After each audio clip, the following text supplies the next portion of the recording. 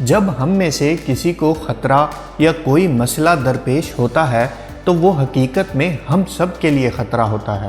ہمارا ہر مسئلہ ایک دوسرے کے لیے باعث تشویش ہونا چاہیے۔ یہ کہانی ہمیں سکھاتی ہے کہ ہم میں سے ہر کوئی ایک دوسرے کی زندگی کی چادر میں ایک اہم دھاگا ہے۔ ایک دن ایک چوہے نے دیوار کے سوراخ میں سے دیکھا کہ کسان اور اس کی بیوی دکان سے گھر پہنچنے پر ایک ڈبہ کھول رہے ہیں۔ یہ چوہے کے لیے کسی دوسرے دن کی طرح ایک عام دن تھا۔ وہ سوچ رہا تھا کہ کسان اور اس کی بیوی آج کیا کھانا لائے ہوں گے، لیکن اس دن مزیدار کھانے کی بجائے کسان گھر میں چوہا پکڑنے والا آلہ لے کر آیا تھا۔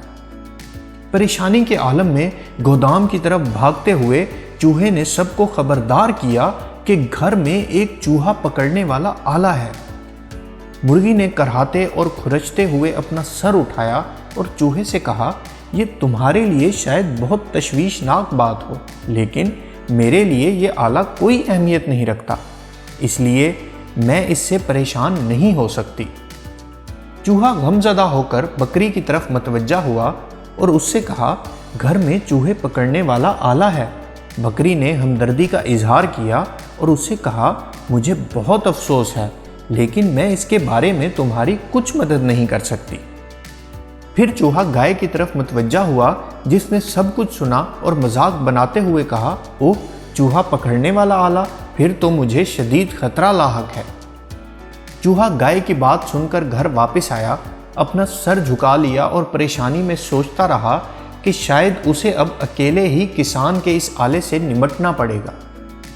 اس رات پورے گھر میں ایک آواز سنائی دی جیسے اس آلے نے اپنا شکار پکڑ لیا ہو۔ کسان کی بیوی یہ دیکھنے کے لیے بھاگی بھاگی آئی کہ آخر اس نے چوہے کو پکڑ لیا ہے۔ وہ یہ دیکھنے کے لیے اتنی جلدی میں تھی کہ کمرے میں داخل ہوتے ہی لائٹس آن کرنا بھول گئی۔ اندھیرے میں اسے نظر نہیں آیا کہ یہ ایک زہریلا سانپ ہے جس کی دم اس آلے میں پھنس گئی ہے۔ سانپ نے کسان کی بیوی کو کاٹ لیا۔ کسان اسے ہسپتال لے گیا اور ڈاکٹروں سے فارغ ہونے کے بعد کسان کی بیوی بخار کی حالت کے ساتھ گھر لوٹ آئی۔ ڈاکٹروں کی تجویز کے مطابق کسان نے بخار کا علاج چکن کے تازہ سوپ سے شروع کیا، لہٰذا کسان سوپ کی سب سے اہم چیز یعنی کہ چکن کے لیے اپنی چھری اٹھا کر گودام میں چلا گیا۔ سوپ پلانے کے باوجود بھی کسان کی بیوی کی بیماری جاری رہی۔ اس وجہ سے اس کے دوست اور پڑوسی اس کے پاس عیادت کرنے آنے لگے تو انہیں کھانا کھلانے کے لیے کسان نے بکری کو بھی ذبح کر دیا۔ کسان کی بیوی اس بیماری سے چل بسی اور بہت سے لوگ اس کے جنازے میں آئے تو ان سب کو کھلانے کے لیے کسان نے گائے کو بھی ذبح کر دیا تاکہ ان سب کو کھانے کے لیے گوشت مہیا ہو سکے۔ چوہا گودام میں دیوار کے سوراخ سے یہ بڑی اداسی سے دیکھتے ہوئے سوچ رہا تھا کہ کیا ہوتا اگر دوسرے جانور مل کر اس کی بات سنتے اور مشکل کا حل نکالنے میں کچھ وقت لگا لیتے تو آج سب ہی زندہ ہوتے۔ اگلی بار جب آپ سنیں کہ کسی کو کسی مسئلے کا سامنا ہے اور لگے کہ اس سے آپ کا کوئی سروکار نہیں ہے تو یاد رکھیں کہ جب گھر میں چوہے پکڑنے والا آلہ ہوتا ہے تو پورا گودام خطرے میں پڑ جاتا ہے۔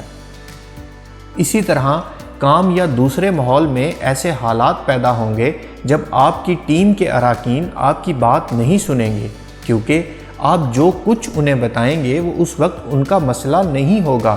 انہیں یہ بتانے کا ایک طریقہ تلاش کریں کہ جب ٹیم کا کوئی حصہ متاثر ہوتا ہے تو وہ پوری ٹیم کو متاثر کر سکتا ہے، ورنہ آپ کو اکیلے ہی نتائج سے نمٹنے کا راستہ تلاش کرنا پڑے گا۔ زندگی نام کے اس سفر میں ہم سب شامل ہیں۔ ہمیں ایک دوسرے پر نظر رکھنی چاہیے اور ایک دوسرے کی حوصلہ افزائی کے لیے اضافی کوشش کرنی چاہیے۔ ویڈیو پسند آئی ہو تو لائک کیجئے اور مزید ایسی ویڈیوز کے لیے ہمارے چینل کو سبسکرائب کریں۔ شکریہ۔